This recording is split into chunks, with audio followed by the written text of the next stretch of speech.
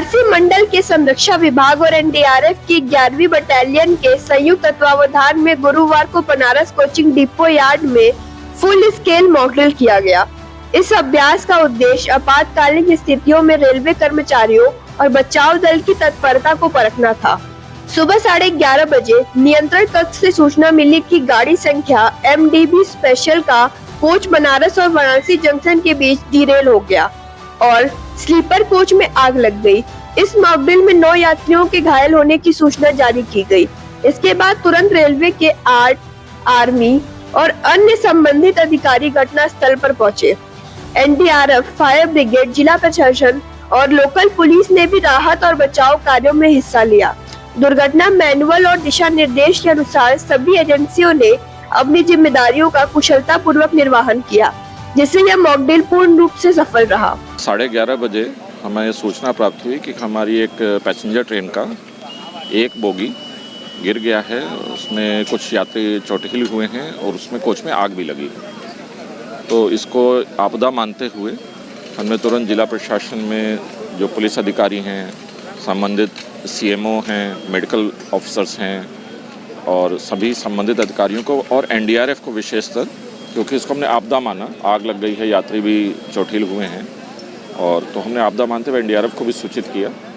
तो सभी लोगों ने समय पर ही रिएक्ट करते हुए हमने फायर ब्रिगेड की भी मांग करी, एम्बुलेंस की भी मांग करी जिला प्रशासन से। तो आप देख रहे होंगे कि यहाँ पे तुरंत समय विदिन जो भी एक निर्धारित समय होता है उसके अंदर फायर ब्रिगेड उपलब्ध हो गई। जिला प्रशासन के उचित स्तर के अधिकारी यहाँ पे आ गए बचाव कार्य को देखभाल करने के लिए। फायर ब्रिगेड भी आ गई, एम्बुलेंस भी आ गई। साथ ही रेलवे का भी अपना एक आपदा प्रबंधन का पूरा सिस्टम होता है। जैसे एक एक्सीडेंट रिलीफ ट्रेन होती है, जब भी किसी प्रकार का ट्रैक्स पे एक्सीडेंट होता है वो, और इसी तरह से एक्सीडेंट रिलीफ मेडिकल टीम भी होती है हमारी, वो हमेशा ही तत्पर रहती है कि उसको छोटे से कम समय में इस प्रकार की सूचना प्राप्त होने पर साइट पे पहुंच के अपना योगदान देना होता है। तो जो भी उनका निर्धारित समय था उसके अंदर वो साइट पे आ गए। आप जैसे देख रहे होंगे कि यहाँ पे कोच की जो हमने कोच को चुना है उसमें ऊपर से NDRF की टीम ने उसमें ऊपर से जगह बनाई है और NDRF के जो सदस्य हैं जो ट्रेंड हैं इस कार्य के लिए वो उसमें अंदर उतर गए। अंदर जो चोटिल यात्री थे उनको स्ट्रेचर से बाहर लाए और संबंधित विभागों ने, जैसे यहाँ पे मेडिकल का आप देख रहे होंगे सामने कैंप लगाया, उनको वहाँ ले जाके एम्बुलेंस के थ्रू जिनको बड़े अस्पताल में भेजना वहाँ भेजा गया, जिनको छोटा उपचार चाहिए था वो यहाँ यहीं पे दिया जा रहा है। इसी प्रकार से यहाँ पे जो भी सूचना का प्रबंधन है और यात्रियों को भी आगाह करना, जो यात्री बाकी ट्रेन कोचेज़ में हैं जिनको कोई दिक्कत नहीं है कि आप साइड से दूर रहें, या कुछ गाड़ियाँ हमारी इस आपदा की वजह से प्रभावित हुई हैं जिनको हम कहीं आगे नहीं भेज पा रहे हैं या पिछले स्टेशनों पर ही रोक रहे हैं। इस संबंध में भी जो वाणिज्य विभाग है यात्री सुविधा के लिए अपने अनाउंसमेंट कर रहा है। इस तरह की मार्केटिंग से कितना ज़्यादा? नहीं, इससे बहुत फ़ायदा होता है। इससे जो हमारी जो एक प्रकार की ड्रिल है, हमें समय समय पर NDRF भी अपने सदस्यों को ट्रेनिंग देती है, हम भी, रेलवे भी अपने जो हमारा मेडिकल विंग है, जो हमारा कोच का विंग है, इंजीनियरिंग का विंग है, सबको हम समय समय पर ट्रेनिंग देते रहते हैं। उनको जो उपकरण दिए गए हैं उनको समय समय पर जांच करते रहते हैं।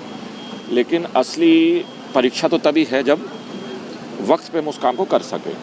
तो इस तरह की ट्रेनिंग के अलावा एक ड्रिल भी आवश्यक है कि अगर ऐसा सचमुच में हो जाए एक तो हम कितने कम समय में अपना योगदान उसको दे सकते हैं। तो जो अभी तक का मैंने यहाँ पे देखा है, सभी संबंधित पक्षों ने एकदम समय से योगदान दिया है और उसको समय से ही अपने सभी, जिसको जो एक्टिविटी निर्धारित है, जो कार्यकलाप पहले से बताया गया है, वो उसी क्रम में उसको कर भी रहे हैं। दीपावली नहीं, बिल्कुल मेरा सभी अपने सम्मानित यात्रियों से सबसे पहले तो उनको आगामी दीपावली और छठ पर्व की अग्रिम शुभकामनाएं। रेलवे ने उनकी सुविधा के लिए बहुत सारी स्पेशल ट्रेन्स चलाई हैं, उसका वो लाभ लें साथ में। लेकिन कुछ सहयोग उनसे रेलवे को चाहिए, जैसे कि कोई ज्वलनशील पदार्थ लेके ना चलें। ये दिवाली का समय है, अक्सर कभी अनजानवश या अज्ञानतावश लोग पटाखे वगैरह लेके चलते हैं या कोई ज्वलनशील पदार्थ लेके चलते हैं। तो मेरा आपके माध्यम से सभी से अनुरोध रहेगा कि ऐसा ना करें। और इस प्रकार की चीज़ों को रोकने के लिए हमारे पास श्वान दल हैं RPF के पास, जो विस्फोटक को सूंघ सकते हैं या इस तरह की चीज़ों को सूंघते हैं, उनको भी हमने लगाया है। स्टेशनों पर प्रवेश के समय हमें बैगेज स्कैनर मशीन जैसे एयरपोर्ट पे होती है उसका प्रयोग हम कर रहे हैं। तो यात्रियों से मेरा यही अनुरोध हुआ कि रेलवे का सहयोग करें।